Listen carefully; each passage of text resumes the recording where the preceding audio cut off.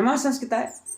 प्यारे मित्रों, इस वीडियो में हम लेकर के आए हैं 8वीं कक्षा हेतु हिंदी भारत की खोज से पहला पाठ, जिसका नाम है अहमदनगर का किला।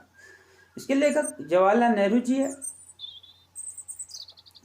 अहमदनगर के किले में बंदी रहते हुए 13 अप्रैल 1944 को नेहरू जी ने देश के प्रति अपनी विचाराभिव्यक्ति को प्रकट किया। वही इन्होंने इस पाठ के माध्यम से दर्शाया है। तो चलिए हम इसका आपको थोड़ा जो सार है वो हम आपको बता देते हैं। अहमदनगर का किला। अहमदनगर किले में बंदी जीवन बिताते हुए 13 अप्रैल 1944 को नेहरू जी ने देश के प्रति अपने कुछ विचार व्यक्त किए। उनको इन्होंने इस पाठ में दिखाया है, दर्शाया है और लिखा है।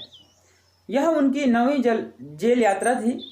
20 महीनों से भी अधिक समय से वह यहाँ बंदी थे अहमदनगर के किले में। जिस दिन वे यहाँ आए उस दिन शुक्ल पक्ष का दूज का चांद आकाश में था, द्वितीया का चांद। उन्हें ऐसा प्रतीत होता है कि जब भी दूज का चांद आकाश में दिखाई देता है तो उसे 1 महीना पूरा होने की सूचना देता है।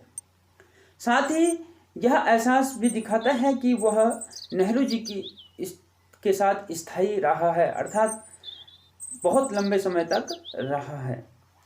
चांद लेखक हेतु इस बात का भी संदेशवाहक रहा है कि अंधेरे के बाद उजाला एक दिन अवश्य आता है, अर्थात कठिनाइयों के बाद सुख के दिन भी अवश्य आते हैं। ऐसा भी चांद नेहरू जी को संदेश दे रहा है।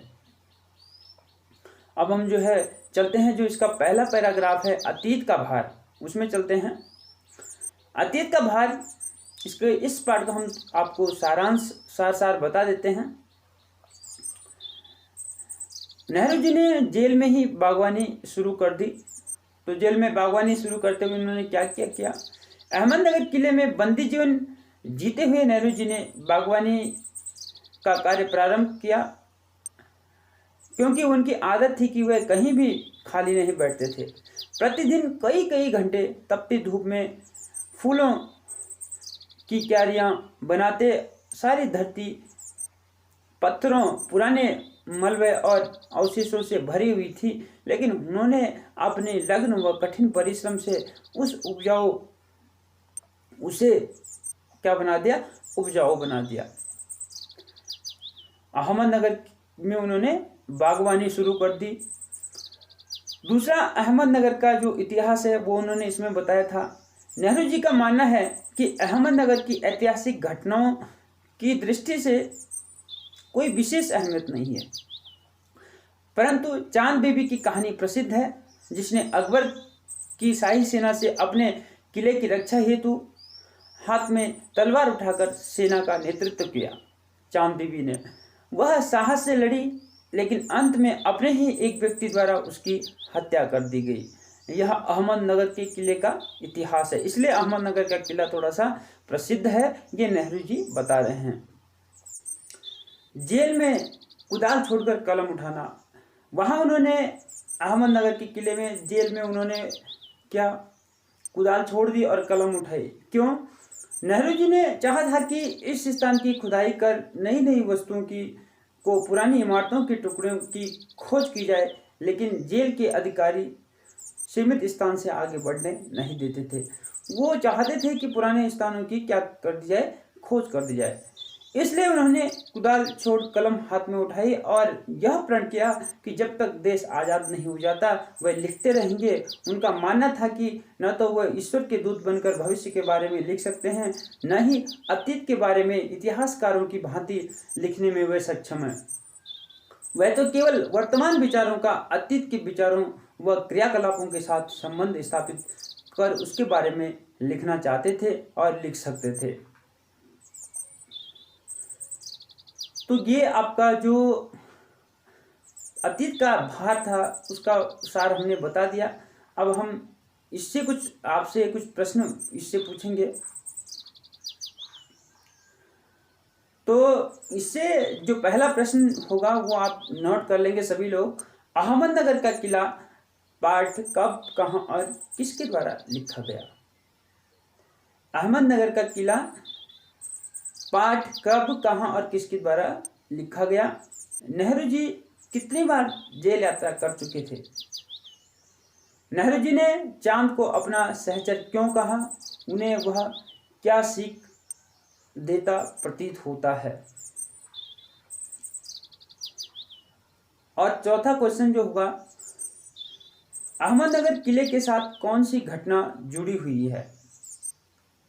पांचवा प्रश्न, नेहरू जी ने कुदाल छोड़कर कलम क्यों उठाई? ये पांचों प्रश्न बहुत महत्वपूर्ण है जो आपके एग्जाम में आ सकते हैं। तो चलिए हम दूसरा जो इसका जो दूसरा पैराग्राफ है, अतीत का दबाव, उसको भी शुरू करते हैं। उसका भी हम आपको सार बता देंगे, साथ ही 4-5 प्रश्न आपको नोट करवा देंगे जिनको आप लिख लेना। तो पाठ का सार इस प्रकार से है, नेहरू जी के मानस पटल पर अतीत का प्रभाव पड़ गया था। तो कैसे पड़ा? नेहरू जी का मानना है कि मनुष्य के मानस पटल पर अपनी संस्कृति और सभ्यता की जो पुरानी छाप रहती है वह अच्छी हो या बुरी, दोनों रूपों में प्रभावित करती है। प्राचीन सभ्यताओं से जुड़े लोग विचलित हो उठते हैं जब उनकी सभ्यताएं विकृत हो जाती है, जब उनकी सभ्यताओं में परिवर्तन आना शुरू हो जाता है, वह वातावरण उन्हें दम घुटू लगने लगता है। उनका दम घुटने लगता है। जैसे भारत और चीन की सभ्यताएं कुछ ऐसी है, बहुत पुराने समय से चल रही है, तो कुछ परिवर्तन आता है तो यहाँ कुछ रूढ़िवादी परंपराओं के जो व्यक्ति होते हैं उनके मन में विकृति उत्पन्न हो जाती है, उनका मन जो है उनका दम घुटने लग जाता है। दूसरा, अपने विरासत के बारे में विचार करना। नेहरू जी अपनी विरासत के बारे में कुछ विचार करते थे, वह भी उन्होंने यहाँ दर्शाया। नेहरू जी का सोचना है कि उनकी विरासत क्या है, वह किन बातों के उत्तराधिकारी हैं। फिर स्वयं ही उनका सोचना है कि मानवता के जिन मूल्यों को हजारों वर्षों में प्राप्त किया गया, विजयों का उल्लास, पराजयों का दुख, वो मानव के साहसी कारनामे, ये सभी उनके साथ जुड़े हैं, वह इन्हीं सबके वारिस हैं। वो यही कहते थे कि मैं जो हूँ, जो विजय पराजय दुख मानव के कारनामों में जुड़े हैं, उनके वही मेरे क्या हैं, वारिस हैं। ये उनका मानना था। साथ ही उन्होंने भारतीयों की कुछ विशेषता पाठ में दर्शाई। उन्होंने अपने विचारों में इस तथ्य का भी उल्लेख किया है कि भारतवासियों की विरासत ही विशेष बात है कि ये अपने आप को किसी से अलग नहीं समझते, सबको एक जैसा मानते हैं। हमारे रक्त मांस और हड्डियों में यह विचार समाया है। यहाँ बात सभी को मिलाकर एक करती है, इसी के आधार पर वर्तमान और भावी रूप बनेगा। यह नेहरू जी सोचते थे। वो ये सोचते थे भारतीयों की विशेषता के बारे में कि भारतीय किसी को दूसरा नहीं मानते, सबको एक ही मानते हैं। जैसे हमारा रक्त मांस और हड्डियां होती है, मिलकर के वो एकता का परिचय देती है, ऐसे ही हमारे भारतीयों की विशेषता है, वह नेहरू जी ये समझते थे। तो इस पाठ में उन्होंने यही दर्शाया है। अतीत का जो दबाव है उस पाठ का सार यही था। तो चलिए हम आपको इसके कुछ प्रश्न बता देते हैं। अतीत का दबाव के बारे में नेहरू जी ने क्या कहना चाहा? पहला प्रश्न ये है। दूसरा प्रश्न जो होगा आपका, नेहरू जी की दृष्टि में विरासत के क्या मायने थे, विरासत का क्या अर्थ था नेहरू जी की दृष्टि में। तीसरा प्रश्न ये था, भारतवासियों की विरासत की विशेष बात क्या है। तीसरा प्रश्न मैं पुनः दोहराता हूँ, पुनः कहता हूँ, भारतवासियों की विरासत की विशेष बात क्या है। तो तीनों प्रश्न आप नोट कर लेंगे जो कि आपके ये अतीत के भार से है या अतीत के दबाव से है। तो चलिए प्यारे छात्रों, आज की वीडियो को हम यहीं पर विराम देते हैं। मिलते हैं दूसरी वीडियो में दूसरे भाग के साथ। तब तक के लिए नमस्कार, धन्यवाद।